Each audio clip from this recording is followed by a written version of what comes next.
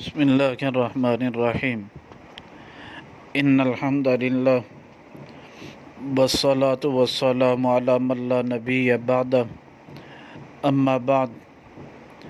عقیدہ ختم نبوت کے بارے میں حدیث نمبر 193 بیان کی جا رہی ہے۔ یہ حدیث مبارکہ کنز العمال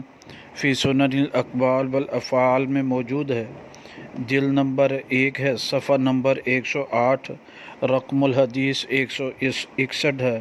راوی حضرت معقل بن یسار رضی اللہ تعالیٰ عنہ ہیں۔ نبی پاک صلی اللہ علیہ وسلم نے فرمایا، اعملوا بالقرآن احلوا حلالہ وحرموا حرامہ۔ تم قرآن پر عمل کرو، اس کے حلال کو حلال کرو اور اس کے حرام کو حرام کہو، واقتدوا بہ،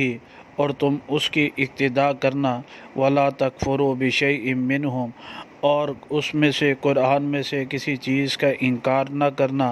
وما تشابہ علیکم، جو تم پر متشابہ ہو جائے، شبہ میں پڑ جائے، فردوہ الی اللہ عز وجل والی اولی العلم من بعدی، اس کو اللہ عز وجل کی طرف لوٹا دینا اور علم والوں کی طرف میرے بعد،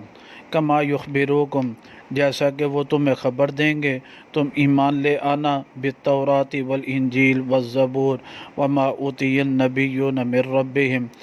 جو تورات اور زبور اور انجیل اور جو انبیاء کو دیا گیا اس پر ایمان لے آنا۔ اس حدیث مبارکہ سے یہ معلوم ہوا کہ آپ علیہ الصلوۃ والسلام نے فرمایا کہ میرے بعد تم نے قرآن مجید پر عمل کرنا ہے، جس چیز کو قرآن حلال کہے اس